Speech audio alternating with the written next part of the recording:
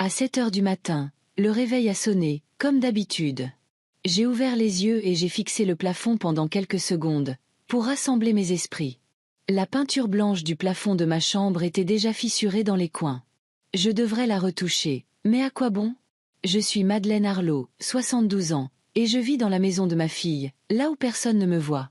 Ma chambre est située tout au fond du rez-de-chaussée, un ancien bureau converti en chambre lorsque j'ai emménagé ici il y a 5 ans. Ce n'est que temporaire, maman, le temps que tu te remettes sur pied après ton opération, avait dit Evelyne à l'époque. Le temporaire s'est étiré sur des années. Mon mari Thomas est mort il y a 8 ans, et après sa mort, je suis restée seule dans une grande maison qui me semblait vide et étrangère. Lorsque les médecins ont découvert que j'avais des problèmes cardiaques et que je devais être opérée, Evelyne a insisté pour que je vienne.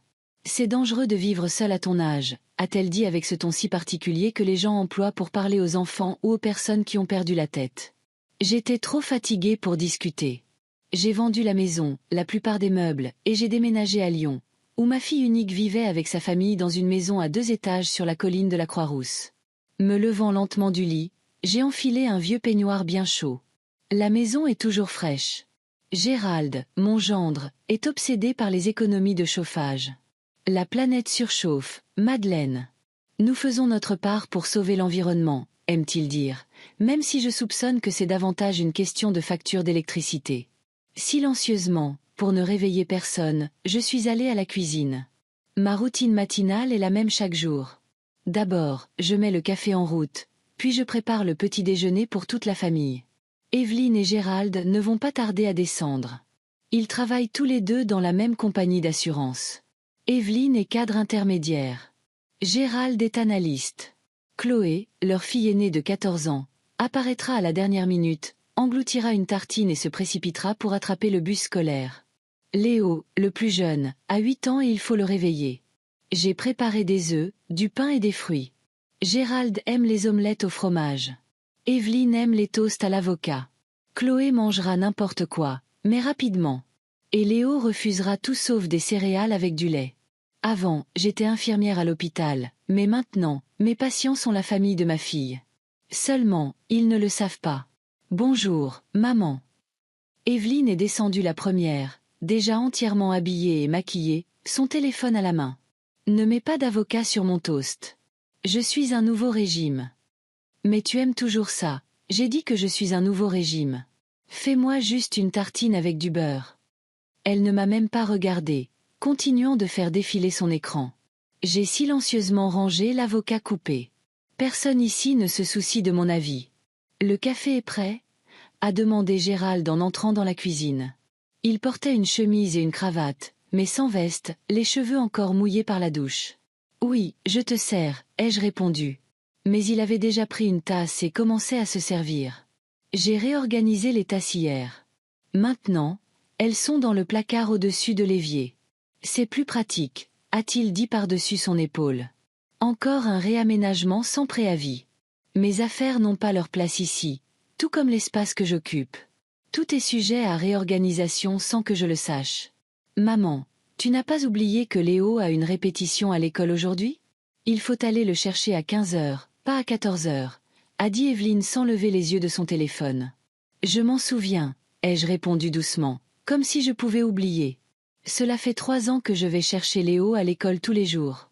Chloé a déboulé dans la cuisine comme une tornade, grande, avec des mèches violettes dans les cheveux et des vêtements qui semblaient assemblés à partir de styles différents.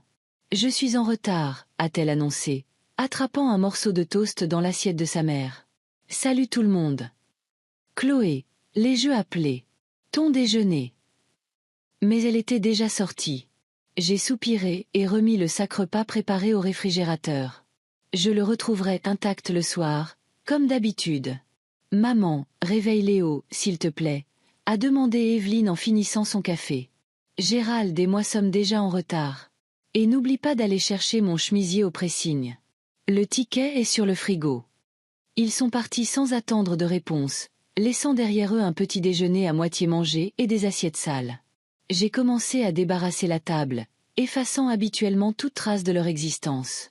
Léo dormait, recroquevillé sous une couverture à l'effigie de ce père héros. Contrairement à sa sœur bruyante, c'était un enfant calme et réfléchi, avec d'immenses yeux bruns qui semblaient voir plus de choses qu'un garçon de 8 ans ne le devrait. « Léo, il est l'heure de se lever », ai-je dit doucement, m'asseyant sur le bord de son lit. Il a lentement ouvert les yeux et a souri, endormi. « Bonjour, mamie. Tu sens la cannelle ?» C'était notre petite blague. J'ajoutais toujours une pincée de cannelle à mon café du matin. « Bonjour, marmotte. C'est l'heure d'aller à l'école. Tes céréales t'attendent. » Pendant que Léo déjeunait, j'ai préparé son sac à dos et vérifié ses devoirs. « Mamie, tu m'aideras pour mon projet de science ?» a-t-il demandé, une cuillère de céréales à la bouche. « Bien sûr, mon chéri. C'est sur quoi, le projet ? » Le cycle de vie des plantes. Mademoiselle Benoît a dit qu'on pouvait faire pousser quelque chose et noter nos observations. C'est intéressant. On passera au magasin acheter des graines après l'école. Il a hoché la tête avec enthousiasme. Ces moments avec Léo étaient les lueurs de mes journées. Après l'avoir déposé à l'école, ma journée s'est remplie des tâches habituelles. La lessive, le ménage, le passage au pressing pour le chemisier d'Evelyne, la préparation du dîner. Personne ne remarque ce travail, sauf s'il n'est pas fait correctement et à temps, les mains invisibles qui font tourner la maison. À 15 heures, j'attendais devant l'école de Léo. Il est sorti en courant avec un sourire, agitant un dessin. « Mamie, regarde. Je nous ai dessiné en train de planter. » Le dessin montrait 2 silhouettes, une petite et une grande, penchées sur quelque chose de vert. Mon cœur s'est serré. Au moins quelqu'un me voit. Nous sommes allés à la jardinerie et avons choisi des graines de haricots. Elles germent vite, et Léo pourrait les voir changer chaque jour. À la maison, nous les avons plantées dans de petits pots et les avons placées sur le rebord de la fenêtre de sa chambre. Maintenant, il faut les arroser tous les jours et écrire ce qui se passe, ai-je expliqué. Tu m'aideras à m'en souvenir ? A demandé Léo, plein d'espoir. Bien sûr, mon trésor. Ce soir-là, lorsque tout le monde était réuni pour le dîner, Léo leur a parlé de notre projet. Mamie a dit que les haricots pousseront très vite, et qu'on verra les premières pousses dans quelques jours à peine. C'est merveilleux, mon chéri, a répondu Evelyne distraitement, vérifiant ses emails sur son téléphone. N'oubliez pas de nettoyer tout le bazar quand vous aurez fini, a ajouté Gérald. Et ne mets pas les pots sur le rebord de fenêtre en bois. Il pourrait laisser des marques. Léo a hoché la tête, son enthousiasme un peu diminué. Ne t'inquiète pas, lui ai-je murmuré. On mettra des soucoupes sous les pots. Après le dîner, Chloé s'est enfermée dans sa chambre comme d'habitude. Evelyne et Gérald se sont installés dans le salon pour regarder une série. J'ai aidé Léo avec ses devoirs et je l'ai mis au lit. Plus tard, alors que je chargeais le lave-vaisselle, j'ai entendu la sonnette. « Maman, tu peux ouvrir ?» a appelé Evelyne depuis le salon. Ce sont probablement Jeanne et Lorraine. Je me suis séché les mains et je suis allée ouvrir. Sur le seuil se tenaient 2 femmes de l'âge d'Evelyne, ses amies du lycée. Elles m'ont salué poliment et sont entrées dans le salon. J'ai entendu Evelyne leur proposer du vin. Une fois par mois, elles se réunissaient chez l'une d'elles pour leur soirée entre filles. J'ai fini dans la cuisine et j'allais me rendre dans ma chambre quand j'ai entendu mon nom dans la conversation. Je me suis arrêtée devant la porte entr'ouverte du salon. « Ça fait 5 ans que maman vit avec nous. Vous imaginez ?» disait Evelyne. « Je ne sais plus ce que c'est qu'une vie privée. » Elles ont ri. « Elle est toujours à la maison ?» a demandé Jeanne. « Toujours. J'ai l'impression de vivre sous un microscope. Gérald dit qu'on est comme dans une sitcom. Tout le monde adore Madeleine. » Un autre éclat de rire. « Au moins, elle aide avec les enfants, » a remarqué Lorraine. « Oui, c'est la seule chose qui me sauve, » a soupiré Evelyne. « Mais elle déplace toujours mes affaires en disant qu'elle range, et après je ne trouve plus rien. Et elle cuisine trop gras pour Gérald, alors qu'elle sait pour son cholestérol. »« Et tu ne peux rien y faire ?» a demandé Jeanne. « Je la mettrai où ? En maison de retraite ? Tu sais combien ça coûte ? En plus, elle est en bonne santé. Juste vieille. Elle oublie des choses. Elle est lente. Elle porte toujours cet affreux peignoir marron. » J'ai jeté un œil à mon peignoir. Oui, il était marron et vieux, mais si confortable. Et elle met toujours la télé si fort, a continué Evelyne en m'imitant. « Quoi ? Je ne t'entends pas, ma chérie. » Les femmes ont ri de nouveau. Je me suis doucement éloignée de la porte. La tête me tournait et je sentis un poids dans ma poitrine qui n'avait rien à voir avec mon cœur malade. C'est donc comme ça qu'elle me voit, un fardeau. Une vieille femme dans un horrible peignoir qui la dérange. Je suis retournée lentement dans ma chambre, sentant une larme couler sur ma joue. Dans ma chambre, je me suis assise sur le lit et j'ai regardé autour de moi. Il n'y avait presque aucune de mes affaires ici. Quelques photographies sur la commode, de vieux livres sur l'étagère, des vêtements dans un petit placard. En 5 ans, je n'avais jamais fait de cette pièce la mienne. C'était peut-être parce que je m'y étais toujours sentie comme une invitée. J'ai sorti de la table de chevet une photographie que j'avais toujours gardée à l'abri des regards indiscrets. C'était une photo de la jeune Evelyne, environ 5 ans, assise sur mes genoux. Nous rions toutes les deux face à l'appareil que tenait Thomas. J'étais plus jeune alors qu'Evelyne ne l'est maintenant, avec des cheveux châtains sans un fil de gris et des yeux clairs. Qu'est-il arrivé à cette femme? Quand suis-je devenue invisible dans la vie de ma propre fille? Les rires du salon me parvenaient assourdis, comme d'un autre monde. Je me suis souvenu comment, chaque nuit, quand tout le monde dormait, je repassais les chemises de Gérald, pliais les vêtements éparpillés de Chloé et rangeais les jouets de Léo. Je le faisais non par devoir, mais par amour. Mais maintenant, cet amour semblait inutile, malvenu. Je me suis allongée sur le lit sans me déshabiller et j'ai fermé les yeux. Quelque chose devait changer. Je ne pouvais plus continuer à vivre comme ça. Mais quoi? Où pouvais-je aller à 72 ans? Je ne voulais pas être un fardeau, mais je ne méritais pas d'être traitée ainsi. Peu à peu, mes pensées sont devenues confuses et je suis tombée dans un sommeil agité où j'entendais encore et encore les rires d'Evelyne et de ses amis. Ma mère vit avec nous.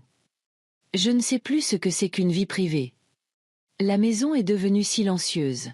J'étais allongée dans le noir, écoutant les bruits de la nuit, le tic-tac de l'horloge dans le couloir, le bourdonnement sourd du réfrigérateur et le craquement occasionnel du parquet dû au changement de température. Le sommeil ne venait pas. Les mots d'Evelyne résonnaient dans ma tête. Ma mère vit avec nous. Je ne sais plus ce que c'est qu'une vie privée. L'amertume me monta à la gorge comme une vague menaçant de m'engloutir. Il était presque 2 heures du matin quand je me suis enfin levée. La nuit avait toujours été mon moment, un temps où je pouvais faire des choses pour ma famille tout en restant invisible. J'ai enfilé mon vieux peignoir marron, elle, affreux, comme l'avait qualifié Evelyne, et je suis sortie tranquillement de la chambre. Des traces de la soirée restaient dans le salon, des verres avec des fonds de vin, une boîte à pizza vide qu'elles avaient commandée plus tard. Les amis d'Evelyne étaient partis vers minuit. J'ai commencé à ranger, en essayant de ne pas faire de bruit. J'ai mis les verres dans le lave-vaisselle, essuyé la table et jeté la boîte. Personne ne remarquait jamais ces nettoyages nocturnes. Ils se demandaient juste pourquoi tout était propre le matin. Montant les escaliers sur la pointe des pieds, j'ai jeté un coup d'œil dans la chambre de Léo. Il dormait les bras écartés, comme s'il essayait d'embrasser le monde entier, même dans son sommeil. Des jouets étaient éparpillés sur le sol, des cubes en bois, des petites figurines de super-héros, un robot que Gérald lui avait offert pour son anniversaire. Je les ai soigneusement ramassés et rangés sur l'étagère, chacun à sa place. J'ai couvert Léo avec la couverture qu'il enlevait toujours et je l'ai embrassé sur le front. Il a fait une petite grimace mais ne s'est pas réveillé. De l'autre côté du couloir se trouvait la chambre de Chloé. La porte était fermée mais pas à clé. Je l'ai ouverte doucement. Contrairement à son frère, Chloé dormait recroquevillée, comme pour se protéger du monde. Des vêtements, des livres et des écouteurs étaient éparpillés sur le sol. Combien de fois lui avais-je dit de ranger ses affaires? Mais au final, je le faisais toujours moi-même. J'ai ramassé les objets épars, plié soigneusement les vêtements et rangé les livres sur l'étagère. Un journal intime ouvert était posé sur le bureau. Je n'ai pas regardé à l'intérieur. Le respect de l'espace des autres était une règle pour moi, même si personne ne respectait mon propre espace ici. La dernière pièce était la chambre d'Evelyne et Gérald. J'y entrais rarement, mais aujourd'hui, quelque chose m'y a attiré. La porte a grincé doucement. Evelyne ronflait, tournée vers le mur, et Gérald ronflait doucement. Une pile de vêtements préparés pour le lendemain était posée sur la chaise. J'ai pris la chemise de Gérald. Elle était légèrement froissée. En bas, j'ai sorti la planche à repasser et le fer. En lissant les plis de la chemise, je me suis souvenu de ma jeunesse.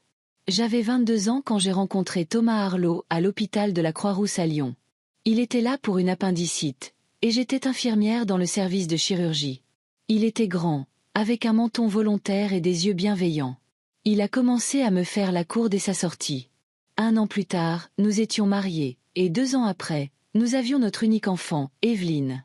Nous avons été heureux pendant les premières années. Thomas travaillait comme ingénieur sur un chantier naval, et j'étais infirmière. Evelyne est devenue une fille intelligente et curieuse. Mais ensuite, l'accident est arrivé. Un camion a perdu le contrôle sur une route glissante et a percuté la voiture de Thomas. Il est mort sur le coup. J'avais 29 ans quand je me suis retrouvée seule avec ma fille de 7 ans. Mon monde s'est effondré, mais je ne pouvais pas me laisser abattre. Pour le bien d'Evelyne, je devais être forte. Je travaillais sur 2 postes à l'hôpital et prenais des gardes supplémentaires. L'argent de l'assurance et mon salaire suffisaient à peine à payer le crédit de la maison et à subvenir aux besoins de mon enfant. Mais je ne me suis jamais plainte et je n'ai jamais montré à Evelyne à quel point c'était difficile. Je me suis privée de tout pour que ma fille ait tout ce dont elle avait besoin. De nouveaux vêtements pour l'école, des cours de musique, qu'elle a ensuite abandonnés, des colonies de vacances avec ses amis. Quand elle a eu 18 ans, je lui ai acheté une voiture d'occasion, renonçant à mes propres vacances. J'étais toujours prête à écouter ses problèmes, à l'aider pour ses devoirs et à la soutenir dans les moments difficiles. Peut-être que je l'ai trop gâtée. Peut-être que j'aurais dû lui apprendre à apprécier davantage le travail des autres. Je ne sais pas où je me suis trompée, mais quelque part en chemin, nous avons perdu le contact. Après ses études, elle a déménagé à Lyon, a rencontré Gérald, a eu Chloé, puis Léo. Je suis restée seule dans notre maison à Villeurbanne, rendant visite à mes petits-enfants le week-end. Puis sont venus les problèmes cardiaques, l'opération et le déménagement chez Evelyne. Je pensais aider en m'occupant de la maison et des enfants pendant qu'elle construisait sa carrière. Mais maintenant, je réalisais que j'étais devenue un fardeau pour elle. Quand j'ai fini de repasser la chemise, je l'ai accrochée sur un cintre et l'ai emportée dans la chambre d'Evelyne et Gérald. Puis je suis retournée à la cuisine et j'ai commencé à préparer de la pâte à crêpes. Léo adorait les crêpes. Après avoir mélangé la pâte, je l'ai mise au réfrigérateur pour qu'elle soit prête le matin. À 3 heures du matin, je ne pouvais toujours pas dormir. Je me suis assise à la table de la cuisine et j'ai regardé par la fenêtre le jardin sombre. La décision qui avait lentement mûri dans mon esprit toute la soirée s'était maintenant cristallisée en un plan clair. Je devais partir, non pour punir Evelyne, mais pour retrouver ma dignité, et peut-être pour montrer à ma fille ce que ma présence dans leur vie signifiait. De retour dans ma chambre, j'ai sorti le vieux sacan.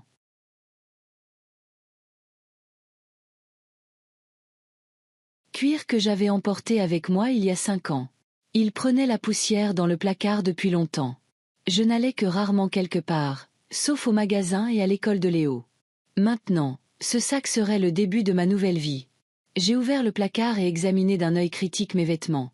Quelques robes simples, des pantalons, des chemisiers, des gilets, tous pratiques et sans prétention. J'ai choisi les articles les plus nécessaires et les ai soigneusement pliés dans le sac. J'ai ensuite ajouté des articles de toilette, des médicaments, un album photo de famille et une boîte avec quelques bijoux, mon alliance, des boucles d'oreilles que Thomas m'avait offertes pour notre 10e anniversaire, et la broche de ma mère. Dans un tiroir du bureau, j'ai trouvé mon chéquier et mes relevés bancaires.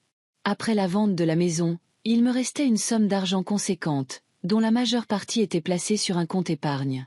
Je n'avais presque pas dépensé mon argent en 5 ans. Ma retraite suffisait pour les petites dépenses, et Evelyne subvenait à mon logement et à ma nourriture. J'ai ressenti une pointe de culpabilité en me souvenant de ses paroles sur le coût d'une maison de retraite. Pensait-elle vraiment que je ne pouvais pas me permettre de payer mon propre logement si je le voulais? En parcourant les documents, je suis tombée sur une vieille photographie. Evelyne avait environ 10 ans dessus, et nous étions devant son école le jour de sa première pièce de théâtre. Elle jouait un arbre, mais elle était si fière de son rôle. Je me suis souvenu comment j'avais cousu son costume, travaillant des nuits pour qu'il soit prêt pour la première. Evelyne rayonnait de bonheur en voyant le résultat. Où était passée toute cette gratitude, cette joie de ma présence dans sa vie? J'ai remis la photo dans le tiroir. Le passé ne peut être changé, mais l'avenir est encore entre mes mains. Maintenant, je devais décider où aller. Retourner à Villeurbanne n'avait pas de sens. J'avais vendu la maison et je n'y avais plus d'amis proches. Rester à Lyon semblait logique. Après tout, mes petits-enfants vivaient ici, et je ne voulais pas perdre complètement le contact avec eux, surtout avec Léo. Je devais donc trouver un logement quelque part à proximité, mais assez loin pour qu'Evelyne ne puisse pas simplement passer et exiger que je revienne. J'ai sorti l'ordinateur portable qu'Evelyne m'avait offert pour mon 70e anniversaire. Il avait rarement servi, principalement pour des appels vidéo avec ma vieille amie Doris, qui avait déménagé en Floride. Maintenant, Cet ordinateur était ma fenêtre sur une nouvelle vie. J'ai trouvé un site d'annonces immobilières et j'ai commencé à regarder les options. Après 1 heure de recherche, j'ai sélectionné quelques appartements convenables dans le quartier de Vèze, à environ une demi-heure de route de la maison d'Evelyne. J'ai envoyé des demandes de visite, en indiquant que je pouvais venir dès le lendemain. Ensuite, j'ai vérifié les horaires de bus. J'emmènerai Léo à l'école le matin, puis j'irai visiter les appartements. L'horloge indiquait 5 heures du matin. Il ferait bientôt jour, et la famille se réveillerait. J'ai pris une feuille de papier et un stylo. Une lettre était la dernière chose que je devais faire. J'ai regardé la page blanche pendant un long moment, cherchant les mots justes. Comment expliquer mon départ sans accuser ni blesser personne? Comment faire comprendre que ce n'était pas une fuite, mais une quête de moi-même? Finalement, j'ai commencé à écrire.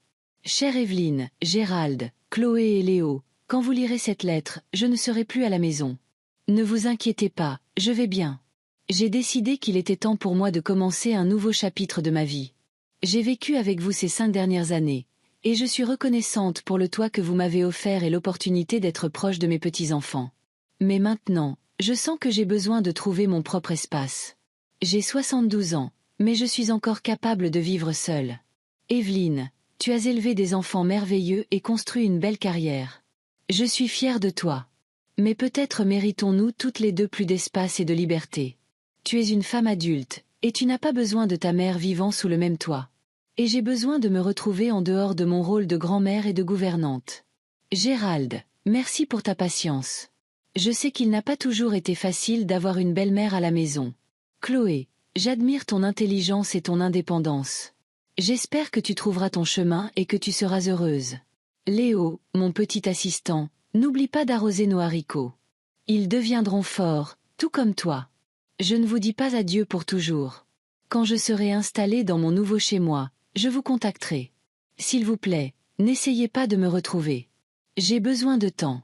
Sachez que je vous aime tous et que je ne vous souhaite que le meilleur. Avec tout mon amour, Madeleine.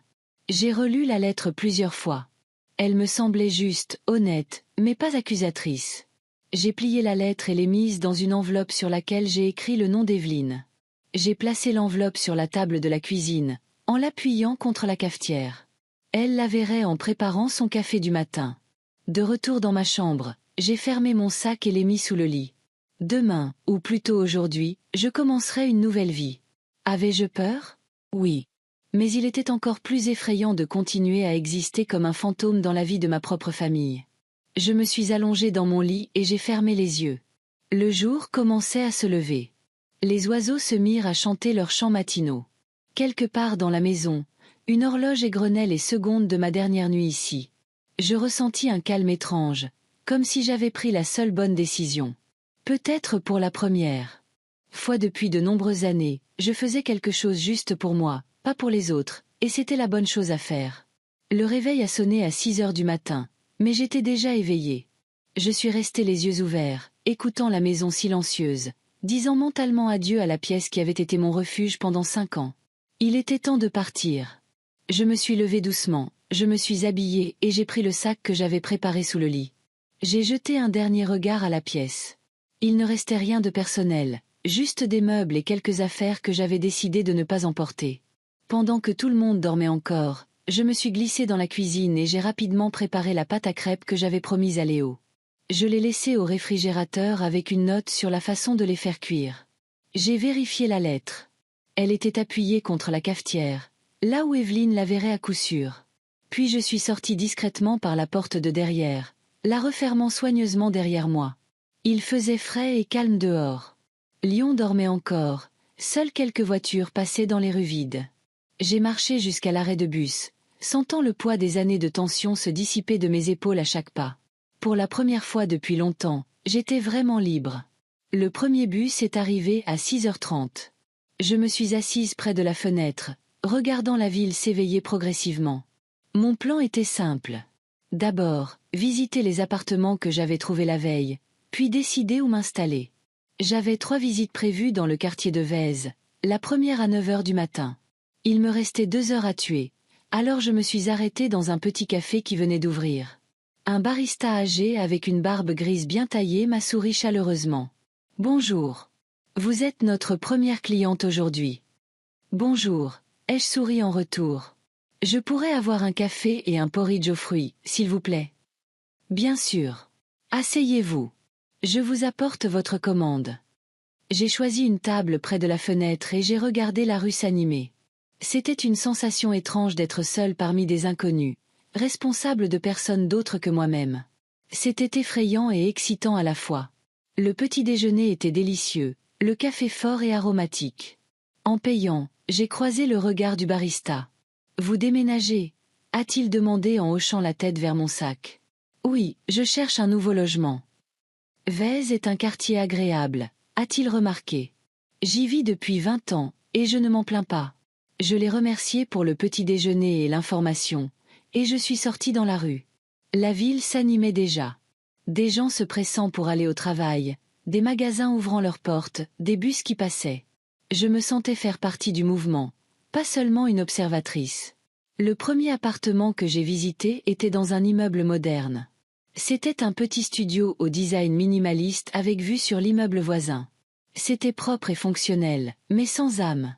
La propriétaire, une jeune femme avec une tablette à la main, m'a fait visiter rapidement et est immédiatement passée aux conditions de location. Je l'ai remerciée poliment et j'ai dit que je la recontacterais. Le deuxième appartement m'a beaucoup plus plu. Il se trouvait au premier étage d'une vieille maison bien conservée dans une cour calme. Il y avait une chambre, un salon avec une petite cuisine et une salle de bain démodée mais propre. Les fenêtres donnaient sur une cour verdoyante avec des parterres de fleurs. Le propriétaire, un homme d'une 60aine d'années, m'a tout raconté sur le quartier et m'a montré où se trouvaient les magasins et les arrêts de transport en commun les plus proches. « C'est calme ici, surtout des personnes âgées », a-t-il dit. « Si vous voulez la paix et la tranquillité, c'est un bon endroit. » J'ai senti que c'était exactement ce que je cherchais. Nous nous sommes rapidement mis d'accord sur les conditions et j'ai versé la caution. Le propriétaire m'a remis les clés et m'a dit que je pouvais emménager le jour même. « Au fait, » a-t-il ajouté en partant, « votre voisine de gauche, Luna Parker, a à peu près votre âge. C'est une artiste, un peu excentrique, mais une femme très gentille. Je pense que vous vous entendrez bien. » Resté seul dans mon nouvel appartement, j'ai lentement parcouru toutes les pièces. Il n'y avait pas beaucoup de meubles. Un lit avec une table de chevet dans la chambre, un canapé, un fauteuil et une table basse dans le salon, et une table à manger avec 2 chaises dans la cuisine, mais c'était tout ce dont j'avais besoin. J'ai défait mes affaires, fait un peu de ménage et dressé une liste des choses que je devais acheter. Vers le soir, on a frappé à la porte. Sur le seuil se tenait une grande femme aux cheveux gris dans une robe colorée avec de nombreux bracelets aux poignets. Ses cheveux étaient relevés en un chignon désordonné, et elle portait des lunettes rondes à monture épaisse. « Bonjour, voisine !» s'exclama-t-elle avec un grand sourire. « Je suis Luna Parker. J'habite à côté. J'ai pensé passer vous dire bonjour et vous apporter des biscuits faits maison. C'est une pendaison de crémaillère, après tout. » Elle m'a tendu une assiette de biscuits, et je n'ai pas pu m'empêcher de lui sourire en retour. « Madeleine Arlo, me suis-je présentée. Très heureuse de vous rencontrer. Entrez, je vous en prie. » Luna est entrée, regardant curieusement autour d'elle. « Oh, votre appartement est cosy, minimaliste, mais de bon goût. Vous vivez à Lyon depuis longtemps ? » « En fait, j'y vis depuis 5 ans, » ai-je répondu en l'invitant à s'asseoir. « Mais je vivais avec ma fille et sa famille. Maintenant, j'ai décidé de vivre seule. » Luna a hoché la tête avec approbation. « Bonne décision. J'ai vécu avec mon fils, mais j'ai vite compris que ce n'était pas pour moi. Je profite de ma vie. Indépendante depuis 15 ans maintenant. Vous voulez un thé ? » J'ai mis la bouilloire en marche et j'ai sorti des tasses. Étrangement, je me suis immédiatement sentie à l'aise avec cet inconnu. « Vous avez dit que vous êtes artiste ? » ai-je demandé en versant le thé. « Oui, je peins depuis toujours. J'ai commencé comme illustratrice de livres pour enfants, puis je suis passée à la peinture abstraite. Maintenant, je peins plus pour moi, vendant parfois mes toiles par le biais d'une petite galerie de la rue principale. Et vous ? » J'étais infirmière, mais je suis à la retraite depuis longtemps. Ces dernières années, je m'occupais surtout de mes petits-enfants et des tâches ménagères. « Vous voulez faire quelque chose pour vous maintenant ? » a demandé Luna avec perspicacité. J'y ai réfléchi. Pour être honnête, je n'y avais même pas pensé. Mon départ était plus une fuite d'une situation humiliante qu'une démarche consciente vers une nouvelle vie. Je ne sais pas. Pour l'instant, je veux juste me sentir comme une personne, pas une servante. Luna a hoché la tête avec compréhension et n'a pas posé d'autres questions. Nous avons bu du thé, mangé des biscuits et parlé du quartier, du temps, des livres, de tout sauf de ma famille. Et c'était exactement ce dont j'avais besoin.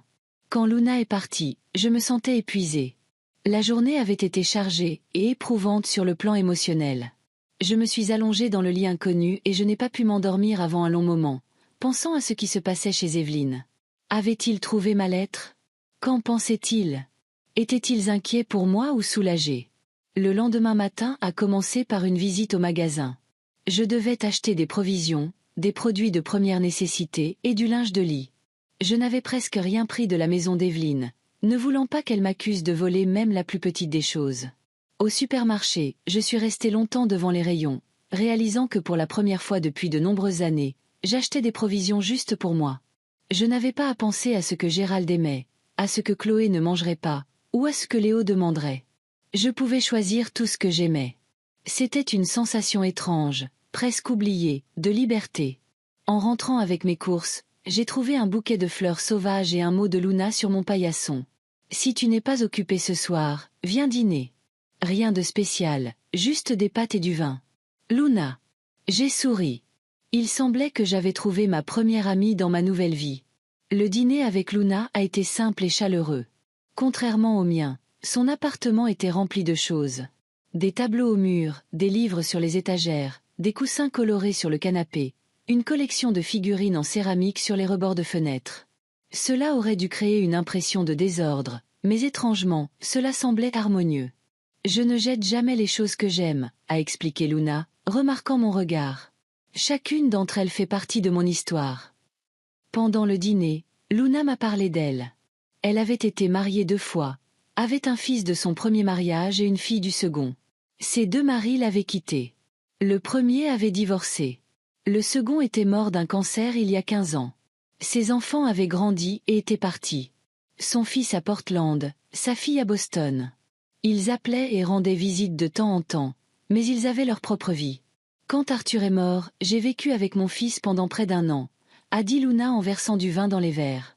Il a pris soin de moi, mais je me sentais comme une étrangère dans sa maison. Ma belle-fille était polie, mais je sentais que ma présence la dérangeait. À un moment donné, j'ai réalisé que je devais soit commencer une nouvelle vie, soit me laisser dépérir lentement dans la maison de quelqu'un d'autre. J'ai choisi la première option et je ne l'ai jamais regrettée. J'ai hoché la tête en silence, surprise de la similitude de son histoire avec la mienne. « Et vous ?» a demandé Luna. « Vous ne voulez pas me dire pourquoi vous avez vraiment quitté votre fille ?» J'ai soupiré et, à ma propre surprise, je lui ai tout raconté. Je lui ai raconté comment j'avais emménagé chez Evelyne après mon opération, comment j'avais essayé d'aider avec la maison et les enfants, comment j'étais progressivement devenue une servante invisible, et enfin la conversation que j'avais surprise. C'était la goutte d'eau qui avait fait déborder le vase. « Vous savez, » a dit Luna quand j'ai eu fini, « votre fille ne se rend probablement même pas compte à quel point elle vous a blessé. Les gens ne remarquent souvent pas ceux qui sont toujours là pour eux, qui s'occupent d'eux. C'est comme l'air. On ne l'apprécie que lorsqu'on commence à suffoquer. Vous avez probablement raison, ai-je convenu. Mais ça ne rend pas les choses plus faciles. Ça ne devrait pas être plus facile, a dit Luna fermement. Vous avez le droit d'être blessé, et vous avez aussi le droit à une nouvelle vie. L'important est de ne pas vous attarder sur votre blessure. Utilisez-la comme carburant pour le changement. Nous avons parlé tard dans la nuit. Pour la première fois depuis longtemps, je me sentais comprise, écoutée. Luna ne m'a pas jugée et ne m'a pas donné de conseils. Elle a simplement écouté et partagé ses expériences. Quand je suis retournée dans mon appartement, je me sentais plus légère. J'ai passé les jours suivants à m'installer dans ma nouvelle maison. J'ai acheté des plantes pour égayer l'espace, j'ai accroché des rideaux et j'ai trouvé une belle vieille lampe sur pied dans une brocante. Progressivement, l'appartement sans visage s'est transformé en un endroit où je me sentais à l'aise. J'ai établi une nouvelle routine, une promenade matinale dans le quartier, la lecture dans un petit parc voisin et la préparation du dîner pour moi-même. Parfois, je dînais avec Luna chez elle ou chez moi. Elle m'a présenté à certains de ses voisins, principalement des personnes âgées comme nous. Ils étaient tous sympathiques et ne posaient pas de questions inutiles. Le 4e jour après mon départ, mon téléphone portable a sonné. C'était le numéro d'Evelyne. J'ai regardé l'écran pendant un long moment, n'osant pas répondre. Finalement, le téléphone s'est tu. 1 minute plus tard, un SMS est arrivé. Maman, s'il te plaît, appelle. On s'inquiète. Je n'ai pas répondu. J'avais besoin de plus de temps. Le lendemain, Evelyne a appelé encore et encore. Je n'ai pas répondu. Puis Gérald a appelé pour la première fois. Son message était bref. Madeleine, s'il te plaît, donne des nouvelles. Evelyne est très inquiète. Je doutais de la sincérité de son inquiétude. Très probablement, Evelyne était simplement agacée de devoir maintenant s'occuper seule des enfants et de la maison. Ou peut-être s'inquiétait-elle de la réaction du public. Que diraient les gens en apprenant que sa mère âgée s'était enfuie de la maison? Le 7e jour, on a sonné à la porte. J'ai ouvert et j'ai vu un policier. « Madame Arlot ?» a-t-il demandé. « Madeleine Arlot. »« Oui, c'est moi », ai-je répondu avec anxiété. « Dieu merci », a-t-il soufflé avec soulagement. « Votre fille a signalé votre disparition. Nous avons suivi votre carte de crédit et trouvé cette adresse. Vous allez bien ? » Oui, je vais bien, ai-je dit fermement. J'ai quitté la maison de ma fille de mon plein gré et je lui ai laissé une lettre expliquant ma décision. Le policier m'a regardé attentivement, évaluant apparemment mon état physique et mental. Votre fille est très inquiète. Elle a dit que vous aviez subi une opération du cœur et que vous aviez besoin de soins. C'était il y a 5 ans, ai-je répondu en commençant à m'énerver. Je suis en parfaite santé et capable. J'ai 72 ans, pas 92, et j'ai le droit de vivre où je veux. Bien sûr, madame, a convenu poliment le policier. Je ne fais que mon travail. Puis-je informer votre fille que vous allez bien ? J'ai hésité. D'une part, je ne voulais pas qu'Evelyne sache où je vivais. Du moins, pas encore. D'autre part, je ne voulais pas qu'elle s'inquiète. Dites-lui que je vais bien et que je l'appellerai quand je serai prête. Ai-je finalement décidé ? Mais s'il vous plaît, ne lui donnez pas mon adresse. Le policier a hoché la tête. Je transmettrai votre message. Mais madame, vous devriez peut-être appeler votre fille quand même. Elle semblait vraiment très inquiète. Après son départ, je suis restée assise sur le canapé pendant un long moment, à réfléchir. Evelyne était-elle vraiment inquiète pour moi ? Ou n'aimait-elle tout simplement pas que je sois hors de son contrôle ? Et que se passerait-il si j'appelais ? Me presserait-elle de revenir ? Mes pensées ont été interrompues par un coup à la porte. C'était Luna cette fois. J'ai vu la police, a-t-elle dit immédiatement. Tout va bien. Je lui ai raconté la visite et mes doutes. Vous savez, a dit Luna pensivement, peut-être que votre fille est vraiment inquiète. Il est possible que votre départ lui ait fait réaliser pour la première fois tout ce que vous faisiez pour elle. Ou elle est juste en colère parce que maintenant, elle doit faire la lessive et la cuisine elle-même, ai-je objecté. C'est peut-être les deux, a haussé Luna. Les gens sont compliqués. Mais de toute façon, c'est votre vie et votre décision de l'appeler ou non. Ce soir-là, j'ai décidé d'envoyer un court message à Evelyne. Je vais bien. S'il te plaît, ne t'inquiète pas et ne me cherche pas. Je te contacterai quand je serai prête. La réponse est venue instantanément. Maman, s'il te plaît, reviens. Léo pleure tous les jours. Je ne sais pas quoi lui dire. Ce message m'a profondément blessée. Léo, mon petit-fils, était le seul qui semblait vraiment me voir. Je ne voulais pas le blesser, mais je savais aussi que je ne pouvais pas revenir. Pas maintenant, alors que je commençais à peine à me retrouver. J'ai répondu, dis à Léo que sa mamie l'aime et qu'il faut arroser les haricots tous les jours. Puis j'ai éteint mon téléphone.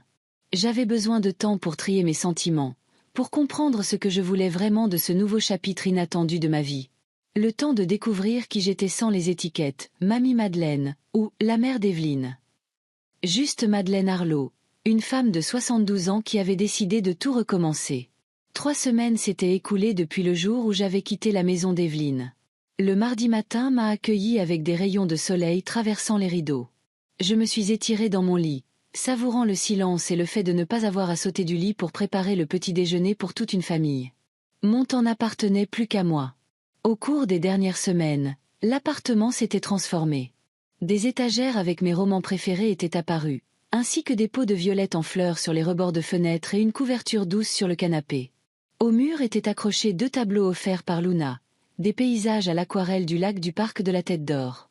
Dans un coin du salon se trouvait une petite table avec mon vieil ordinateur portable et une pile de revues médicales. Lentement, pas à pas, je construisais ma nouvelle vie. La première décision importante a été de trouver un travail. Je n'avais pas besoin d'argent. Ma retraite et mes économies suffisaient pour une vie modeste. Mais j'avais besoin de me sentir utile, nécessaire, et mon expérience médicale s'est avérée utile.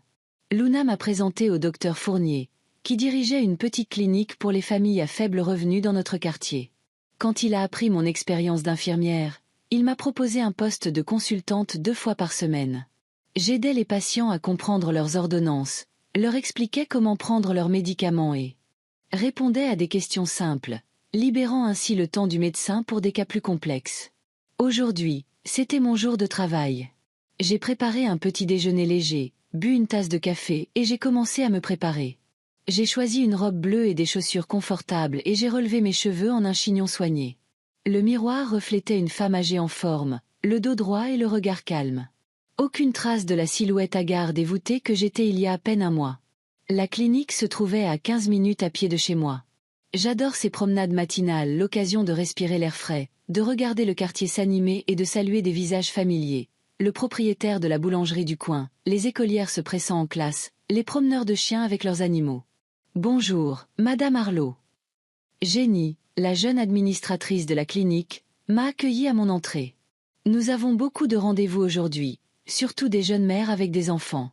Le docteur Fournier sera heureux d'avoir votre aide. Bonjour, Jenny. Je suis prête à travailler. J'ai souri en entrant dans le petit bureau que je partageais avec la nutritionniste qui travaillait les autres jours. La journée a filé. J'ai consulté des patients, aidé ceux qui ne parlaient pas bien le français à remplir des formulaires et expliqué à une jeune mère comment donner correctement des médicaments à son nourrisson. Pendant la pause déjeuner, le docteur Fournier, un homme aux cheveux gris et énergique d'une 60aine d'années, et moi avons bu du thé dans son bureau. « Vous êtes une vraie trouvaille pour nous, Madeleine », a-t-il dit en prenant une bouchée de son sandwich.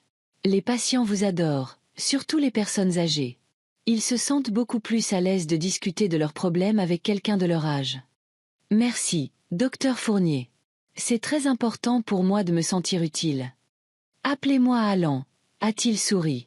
Et si cela ne vous dérange pas, j'aimerais vous proposer plus d'heures 3 jours par semaine au lieu de 2, avec une augmentation de salaire correspondante, bien sûr. J'y ai réfléchi. Le travail était épanouissant, mais j'apprécie aussi le temps libre que je passais avec mes nouveaux amis ou simplement à me détendre. Puis-je réfléchir jusqu'à la fin de la semaine? Bien sûr, a acquiescé Alan. Il n'y a pas d'urgence. Après le travail, j'ai décidé de m'arrêter dans un petit parc voisin. Le temps était magnifique, et je voulais profiter des derniers jours chauds de l'automne. En m'installant sur un banc avec un livre, j'ai remarqué un groupe de personnes âgées pratiquant le tai chi dans un espace ouvert. Elles se déplaçaient lentement et gracieusement, suivant les instructions de leur instructrice, une femme mince aux cheveux gris attachée en queue de cheval. Je les ai observées avec intérêt. Leurs mouvements dégageaient force et contrôle malgré leur âge. Quand le cours s'est terminé, l'instructrice m'a remarqué et s'est approchée. « Ça vous plaît ?» a-t-elle demandé avec un sourire. « Rejoignez-nous la prochaine fois. Le premier cours est gratuit. » Je ne suis pas sûre de pouvoir le faire, ai-je admis. Je n'ai jamais rien fait de tel auparavant. Il n'est jamais trop tard pour commencer, a-t-elle dit en me tendant sa carte de visite. Je m'appelle Hélène Chang. Nous nous réunissons ici tous les mardis et jeudis. Le groupe s'appelle les Aînés Rebelles. Nous refusons de vieillir selon les règles. Ce soir-là, j'ai raconté à Luna ma rencontre dans le parc. « Oh, les Aînés Rebelles !» s'est-elle exclamée. « Je connais ce groupe. Ce sont des gens formidables. Non seulement ils pratiquent le tai chi, mais ils font aussi des randonnées, du bénévolat et organisent des fêtes. Vous devriez les rejoindre. » Je ne sais pas, Luna. Je n'ai jamais été particulièrement sociable. Et moi, je n'ai jamais été particulièrement patiente, a-t-elle répondu. Mais à notre âge, il est temps d'essayer de nouvelles choses. Qu'avez-vous à perdre? Je n'ai trouvé aucun argument contre. Que avais-je à perdre? Le lendemain, j'ai reçu un message d'Evelyne, le 5e en 3 semaines. Elle écrivait que Léo n'arrêtait pas de demander de mes nouvelles, que ses haricots avaient poussé et qu'il voulait me les montrer. Elle a également mentionné que Chloé avait une mauvaise note en maths et que personne ne pouvait l'aider, et que Gérald se plaignait de ses chemises sales. Entre les lignes, je lisais « Nous ne nous en sortons pas sans toi ». Mais elle ne le disait pas directement, et il n'y avait pas non plus d'excuse dans le message. Je n'ai pas répondu, pas avant d'être prête. Mais cette fois, je n'ai pas ressenti la pointe de culpabilité habituelle. Ma nouvelle vie prenait progressivement forme et sens, et je n'allais pas y renoncer. Le jeudi, je suis allée à mon cours de tai chi. Hélène m'a présenté au groupe, environ 15 personnes d'âge différents, allant de 60 à 80 ans. Ils m'ont tous accueilli si chaleureusement que ma gêne initiale a rapidement disparu.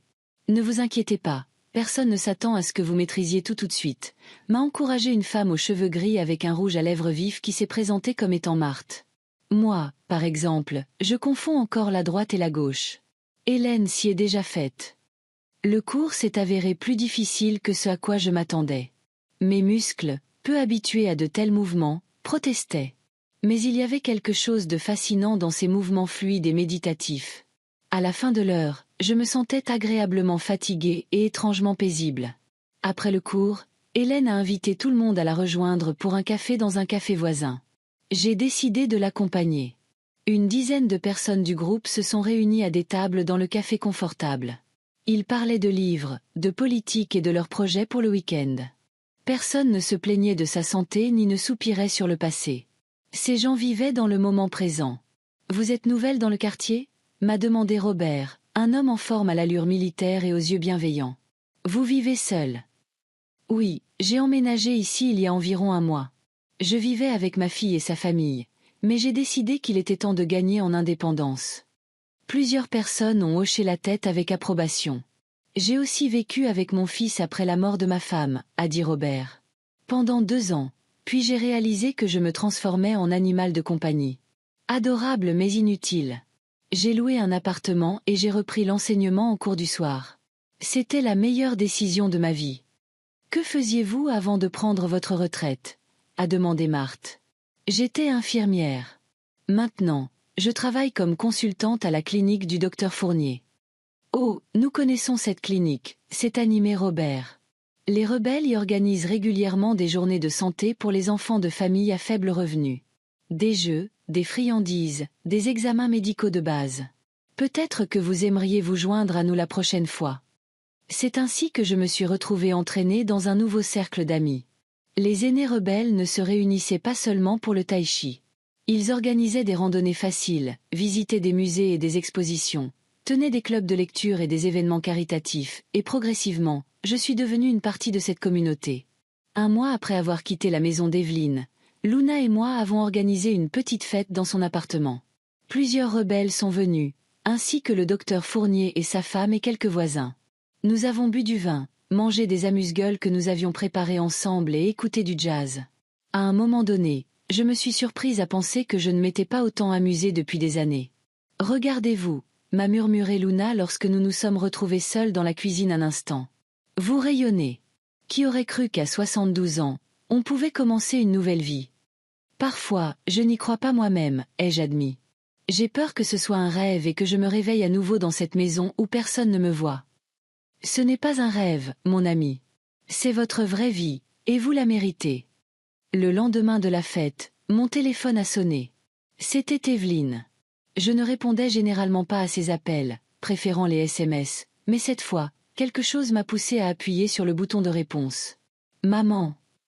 La voix d'Evelyne semblait surprise, comme si elle ne s'attendait pas à ce que je décroche. « Tu as enfin répondu. »« Bonjour, Evelyne. Comment vas-tu ?» Il y a eu une pause. Je pouvais presque la voir chercher les mots justes. « On se débrouille, mais c'est difficile. Maman, je ne comprends pas pourquoi tu es partie comme ça, sans prévenir. Je ne t'ai rien fait de mal. » J'ai pris une profonde inspiration, réprimant l'envie de lui rappeler la conversation que j'avais surprise avec ses amis. J'ai laissé une lettre. J'y ai tout expliqué. Mais il n'y a rien de précis dans la lettre, juste que tu as besoin d'espace, que tu veux commencer une nouvelle vie. Qu'est-ce que ça veut dire à ton âge ? À mon âge, ai-je dit lentement, sentant une vague de colère monter en moi. Je suis toujours une personne, Evelyne. Pas une chose, pas une babysitter gratuite, pas une gouvernante. Une personne avec des sentiments, des désirs, une dignité, et je mérite le respect. Je t'ai toujours respecté, s'est-elle exclamée. On t'a donné un foyer, on s'est occupé de toi. Non, Evelyne, c'est moi qui me suis occupée de vous. J'ai cuisiné, fait le ménage, m'occupais des enfants, et vous ne l'avez même pas remarqué. J'étais juste la maman qui vit avec nous et qui ne sait pas ce qu'est une vie privée. Je n'ai pas pu m'empêcher de citer ces mots. Il y a eu un silence à l'autre bout du fil. Tu as entendu ma conversation avec les filles? A-t-elle finalement demandé doucement. Oui, et ce n'était que la partie émergée de l'iceberg, Evelyne. Pendant des années, je me suis sentie invisible dans ta maison. Je suis reconnaissante pour un toit sur ma tête, mais je ne pouvais plus vivre comme ça. Maman, je ne savais pas que tu ressentais ça. Pourquoi ne me l'as-tu pas dit plus tôt? M'aurais-tu écouté? Ai-je demandé avec lassitude. M'as-tu déjà demandé comment je me sentais, ce que je voulais? De nouveau, le silence. Puis un léger soupir. Probablement pas. J'étais si occupée par le travail, les enfants. Je tenais pour acquis que tu étais toujours là, toujours à aider. Je n'ai pas réalisé tout ce que tu faisais pour nous. C'était ce qui se rapprochait le plus d'excuses que je pouvais attendre d'Evelyne. Et à ma grande surprise, c'était suffisant. Pas un aveu complet de culpabilité, pas une supplication de pardon, juste une reconnaissance de mon existence, de ma contribution. Comment vont les enfants? Ai-je demandé en changeant de sujet. Léo te réclame tous les jours. Ses haricots sont presque aussi hauts que le plafond. Il est très fier. Chloé fait comme si de rien n'était, mais je remarque qu'elle regarde parfois ta chambre. Comment vous vous en sortez avec la maison? Evelyne a ri d'un rire sombre. Honnêtement, c'est un désastre. Je n'avais pas réalisé tout ce que tu faisais jusqu'à ce que je doive le faire moi-même. La lessive, la cuisine, le ménage, l'aide aux devoirs. Je n'ai tout simplement pas assez de temps pour tout ça après le travail. Gérald essaie d'aider, mais il a aussi beaucoup de travail. On pense même à engager une femme de ménage. J'ai écouté ma fille décrire le chaos dans lequel leur vie s'était transformée sans moi. Et je n'ai ressenti ni jubilation ni triomphe, juste une confirmation silencieuse que mon travail dans leur maison avait vraiment été important. Invisible, mais important. Maman, pourrais-tu au moins nous rendre visite? Léo veut vraiment te voir, et tu nous manques à tous. J'y ai réfléchi. Étais-je prête à remettre les pieds dans cette maison? Est-ce que cela me ramènerait à mon ancienne vie? J'y penserai, Evelyne. Pas maintenant, mais bientôt. D'abord, je dois m'installer dans mon nouveau logement. Tu as trouvé un appartement, un travail. Sa voix semblait sincèrement surprise. Oui, j'ai un bel appartement à Vèze, et je travaille comme consultante dans un centre médical. Je me suis fait de nouveaux amis. Je prends des cours de tai chi. Je ne pouvais pas cacher la fierté dans ma voix. Du tai chi? Toi? Maintenant, il y avait un véritable étonnement dans sa voix. Waouh, maman! Je ne savais même pas que ça t'intéressait. Il y a beaucoup de choses que tu ne sais pas sur moi, Evelyne, ai-je dit doucement. Mais peut-être qu'il n'est pas trop tard pour le découvrir. Après avoir parlé à ma fille, je suis restée assise près de la fenêtre pendant un long moment, à réfléchir. Quelque chose avait changé. Pas seulement dans ma vie, mais dans ma relation avec Evelyne.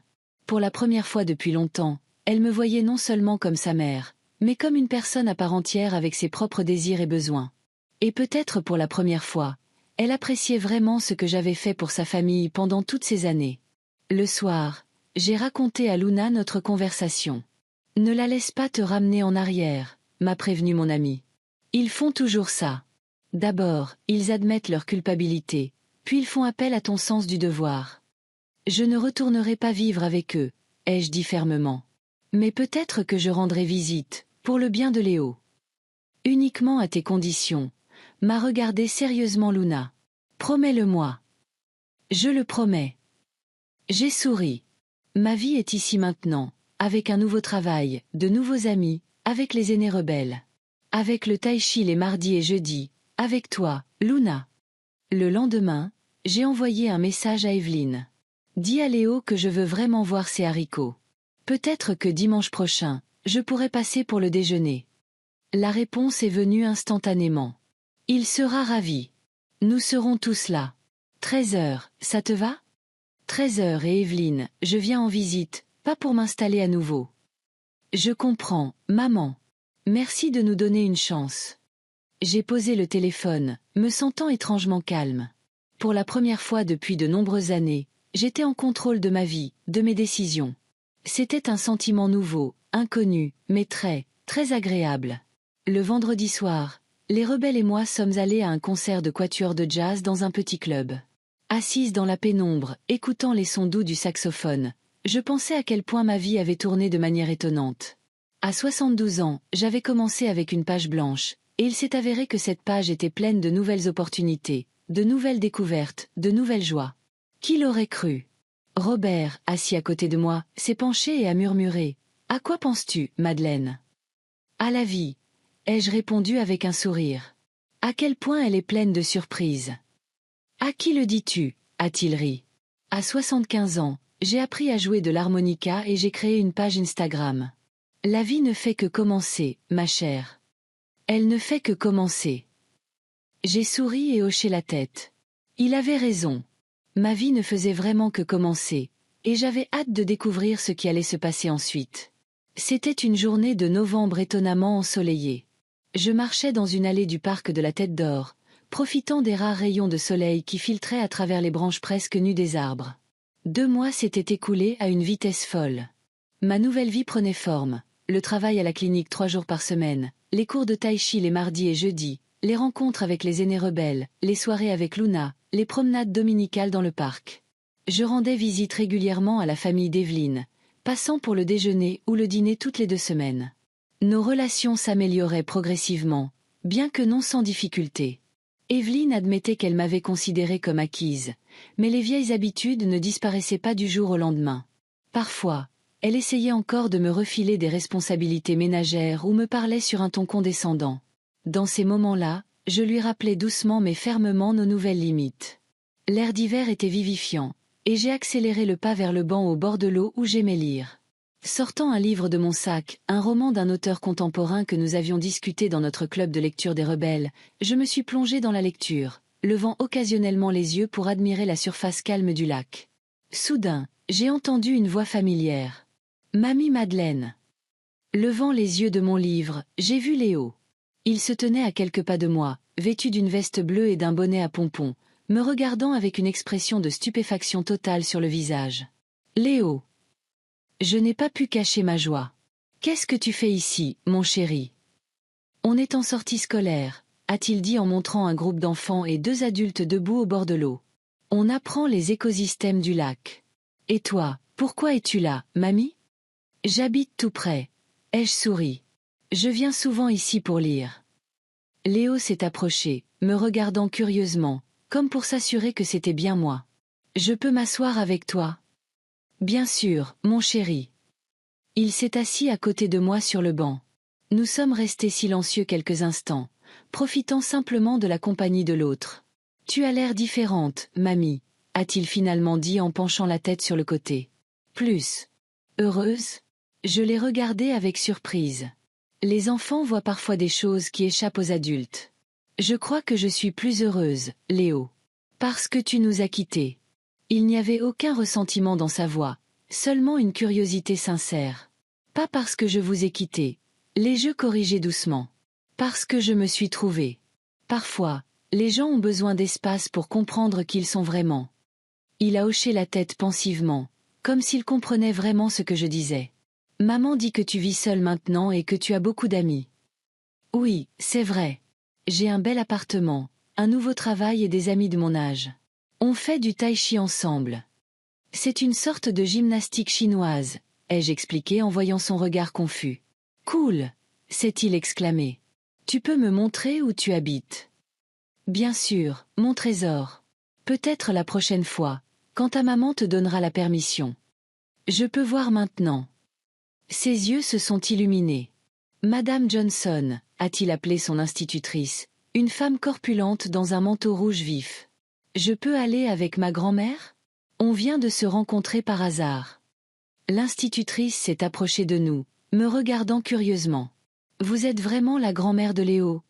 A-t-elle demandé avec une pointe d'incrédulité. Oui, Madeleine Arlot, ai-je tendu la main. Nous nous sommes rencontrés par hasard. J'habite tout près. Léo parle beaucoup de vous, a-t-elle souri en me serrant la main. Mais je ne peux pas laisser un élève quitter la sortie scolaire sans autorisation parentale. Ce sont les règles. Je comprends, ai-je hoché la tête. Bien sûr, la sécurité avant tout. Laisse-moi appeler ma mère, a insisté Léo en sortant son téléphone de sa poche. Elle me laissera, j'en suis sûre. À ma surprise, Evelyne l'a laissé. Après une brève conversation avec son institutrice, elle m'a demandé de prendre le téléphone. Maman, quelle coïncidence.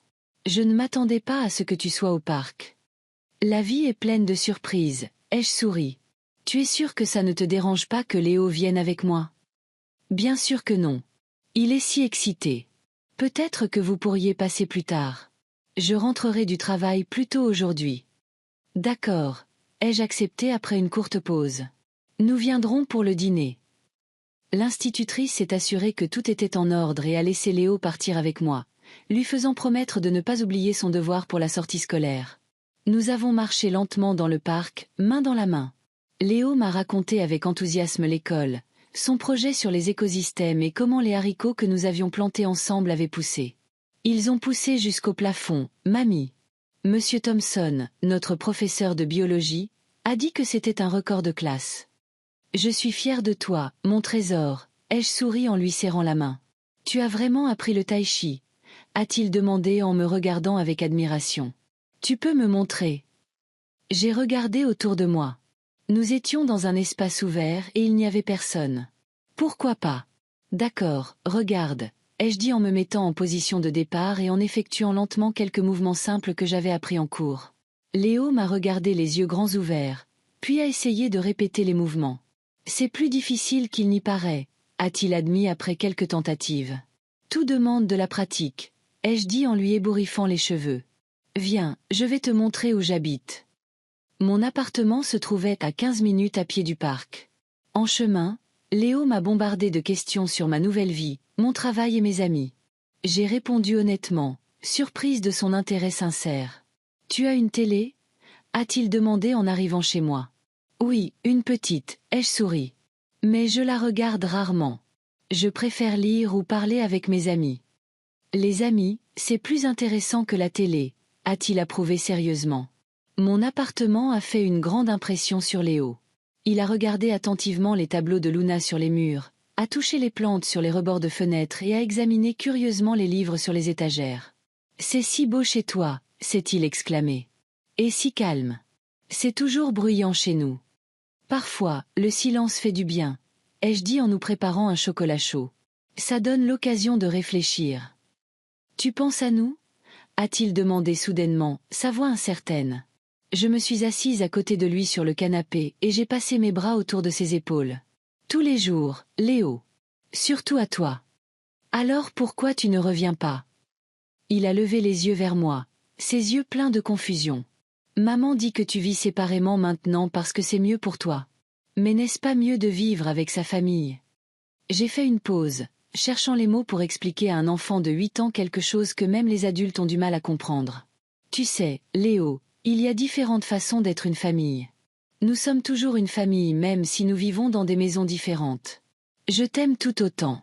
C'est juste que parfois, les gens, surtout les adultes, ont besoin de leur propre espace, de leur propre vie.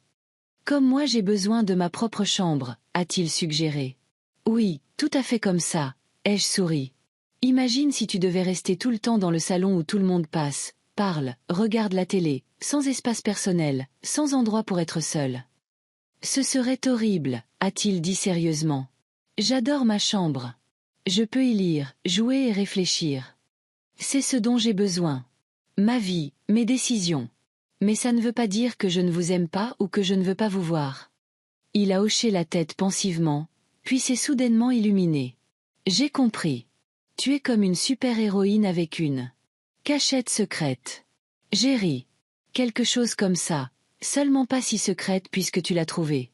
Après le chocolat chaud, j'ai montré à Léo mon emploi du temps, qui était épinglé sur le réfrigérateur. Je lui ai parlé de la clinique où je travaillais et des aînés rebelles.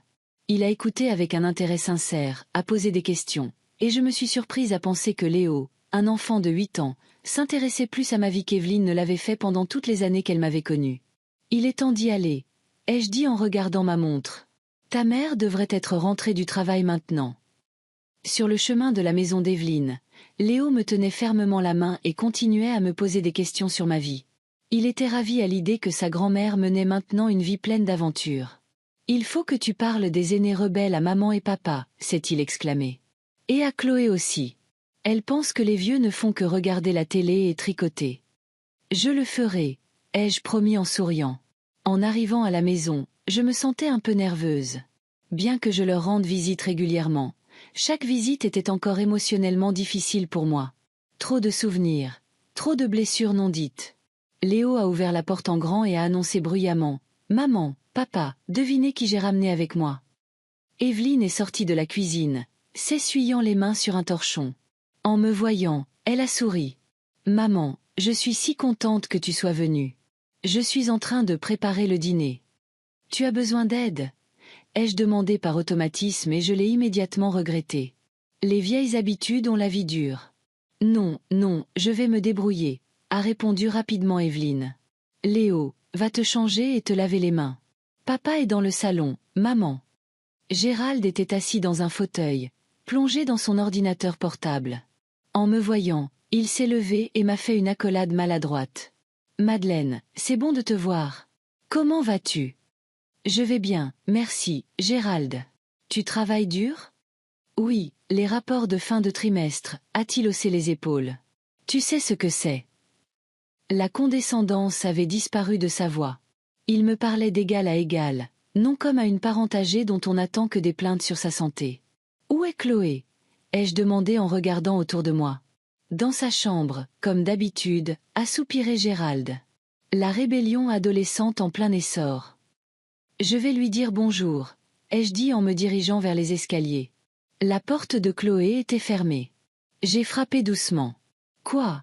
est venue la voix mécontente. « C'est mamie Madeleine », ai-je répondu. « Je peux entrer. » Silence, puis le bruit de pas, et la porte s'est légèrement ouverte.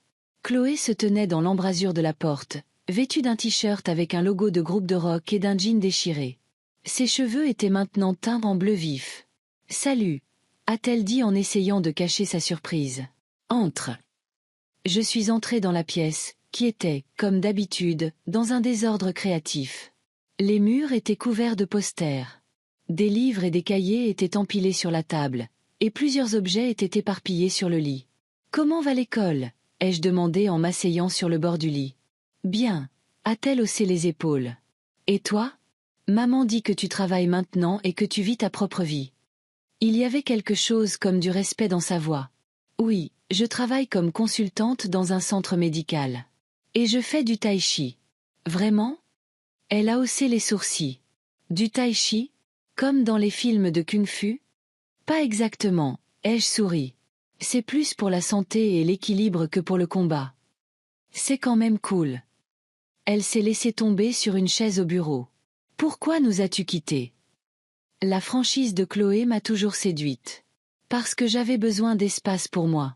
Un endroit où je pouvais être plus qu'une simple grand-mère, mais juste Madeleine. Elle a hoché la tête pensivement. Je comprends. Parfois, j'ai envie de m'enfuir aussi, de tout ça, a-t-elle dit en faisant un geste autour de la pièce, signifiant apparemment toute la maison, toute la famille. Un jour, tu le pourras, quand tu seras prête, ai-je dit. En attendant, souviens-toi simplement que faire partie d'une famille ne signifie pas renoncer à qui tu es. Elle m'a regardé avec un intérêt inattendu. Tu sais, mamie, tu as changé. En bien. Merci, Chloé, ai-je souri. Toi aussi. Le dîner était prêt à 19h. Nous nous sommes tous réunis autour de la table pour la première fois depuis longtemps comme une vraie famille. Evelyne avait fait des lasagnes, ma recette, mais avec quelques changements. J'ai ajouté plus de légumes et moins de fromage, a-t-elle expliqué. C'est plus sain pour Gérald. Ça a l'air délicieux, ai-je dit, et elle a rayonné. La conversation s'est déroulée facilement et naturellement pendant le dîner. Léo a parlé avec enthousiasme de sa sortie scolaire. Chloé a partagé des nouvelles du concours de musique où son groupe était arrivé deuxième, et Gérald a parlé d'un nouveau projet au travail. Evelyne écoutait attentivement tout le monde, me jetant de temps en temps un léger sourire. « Et toi, maman ?» a-t-elle demandé lorsque les autres ont fini leurs histoires. « Raconte-nous ta nouvelle vie. » Et je leur ai parlé de mon travail à la clinique, de mes cours de tai chi, des aînés rebelles, de Luna et de mes nouveaux amis. Du club de lecture, des soirées jazz et de mon bénévolat auprès des enfants de familles à faible revenu.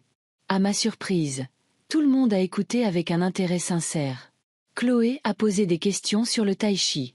Gérald a demandé des précisions sur la clinique. Et Léo voulait tout savoir sur les rebelles. « Alors, tu es heureuse là-bas » a demandé Evelyne quand j'ai eu fini. « Oui » ai-je répondu simplement. « Je suis heureuse. » Après le dîner, lorsque les enfants sont allés faire leur corvée et que Gérald est allé terminer son rapport, Evelyne et moi sommes restés seuls dans la cuisine. Elle faisait la vaisselle et je l'essuyais. « Tu sais, maman » a-t-elle dit soudainement sans me regarder. « Je ne me suis jamais vraiment excusée auprès de toi. » J'ai attendu en silence qu'elle continue. « Je t'ai considérée comme acquise. Toutes ces années, tu étais là, à aider avec les enfants, la maison, tout. Et je n'ai jamais pensé à ce que cela te coûtait. Je ne t'ai pas vue comme une personne avec ses propres désirs, besoins, rêves. » Elle s'est tournée vers moi et j'ai vu des larmes dans ses yeux. Quand tu es partie, au début, j'étais en colère. Je me suis dit, comment as-tu pu nous faire ça? Mais ensuite, j'ai commencé à comprendre comment tu te sentais toutes ces années, invisible, non appréciée. J'ai tellement honte, maman. J'ai posé ma main sur son épaule. Evelyne, tu n'es pas la seule à faire des erreurs. J'aurais pu être ouverte sur mes sentiments au lieu de garder rancune pendant des années. J'aurais pu fixer des limites au lieu d'accepter silencieusement tout ce qui se passait. Mais tu es ma mère, a-t-elle objecté. J'aurais dû voir ce qui t'arrivait. Et moi, je suis une femme adulte capable de communiquer mes besoins, ai-je dit doucement. Ne cherchons pas de coupable. Ce qui est important, c'est que nous avons toutes les deux appris de cette situation. Elle a hoché la tête en essuyant ses larmes. Je suis contente que tu aies trouvé ta place, maman. Vraiment. Même si tu me manques. Tu nous manques à tous. Vous me manquez aussi, ai-je admis. Mais c'est mieux pour tout le monde. Je peux rendre visite quand nous le voulons toutes les deux. Pas parce que je n'ai pas le choix. Tu peux être une fille, pas une tutrice. Nous pouvons être une famille, mais à des conditions différentes. À tes conditions, a-t-elle souri. À des conditions de respect mutuel, ai-je corrigé. Ça marche dans les deux sens, Evelyne. Elle m'a serré dans ses bras, et j'ai senti la tension des derniers mois fondre. Tout n'était pas résolu. Toutes les blessures n'étaient pas oubliées, mais nous avions fait un pas important vers une nouvelle relation plus saine. Quand j'étais prête à partir, toute la famille est sortie pour me dire au revoir. « Tu viendras dimanche prochain, n'est-ce pas ?» a demandé Léo en me serrant fort dans ses bras. « Je te le promets, » ai-je dit. « Et peut-être que tu me rendras visite un jour. Je pourrai te montrer comment fonctionne la clinique et te présenter aux rebelles. »« Ce serait génial !» s'est-il exclamé. « Maman, je peux ?»« Bien sûr, » a acquiescé Evelyne. « Si ça ne dérange pas mamie. »« Je peux venir aussi un jour ?» a demandé Chloé de manière inattendue. « Pour voir comment tu fais du tai chi. »« J'adorerais » ai-je souri, touchée par son intérêt. « Peut-être qu'on pourrait tous te rendre visite » a suggéré Gérald. « Dîner en famille chez toi. On apportera la nourriture. »« C'est une excellente idée, » ai-je convenu. « Prévenez-moi simplement à l'avance pour que je puisse me préparer. »« Et nous présenter à tous tes nouveaux amis » a taquiné Evelyne. « Peut-être eux aussi, » ai-je souri. Le trajet de retour à pied m'a semblé plus court que d'habitude. Je marchais en pensant à ce qui s'était passé. Une rencontre fortuite avec Léo dans le parc avait conduit à une conversation si importante avec Evelyne, à une nouvelle compréhension entre nous. Peut-être que parfois, il faut disparaître physiquement de la vie de quelqu'un pour qu'il vous voie enfin pour qui vous êtes vraiment. Quand je suis rentrée chez moi, il faisait déjà nuit. La lumière était allumée dans la fenêtre de Luna. J'ai décidé de passer la voir pour lui raconter ma rencontre avec ma famille. « Alors, comment ça s'est passé ?» a-t-elle demandé en me laissant entrer et en mettant la bouilloire en marche. « Ont-ils essayé de te faire revenir ?»« Non, » ai-je secoué la tête. Étonnamment, tout s'est bien passé. Très bien, en fait. Je lui ai raconté ma rencontre avec Léo, ma visite chez Evelyne et ma conversation avec sa fille. Alors, elle s'est excusée après tout, a dit Luna pensivement en versant le thé. Sincèrement, je pense que oui, ai-je hoché la tête.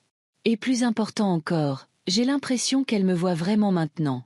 Pas comme sa mère, pas comme la grand-mère de ses enfants, mais comme une personne avec sa propre vie et ses propres intérêts. C'est un grand pas en avant, a souri Luna. Peu de gens réussissent à reconstruire des relations avec leurs enfants adultes. Ce n'est pas encore parfait, ai-je admis. Mais nous sommes sur la bonne voie. Et tu ne regrettes pas d'être parti? Pas une seconde, ai-je dit fermement. C'était la meilleure décision de ma vie.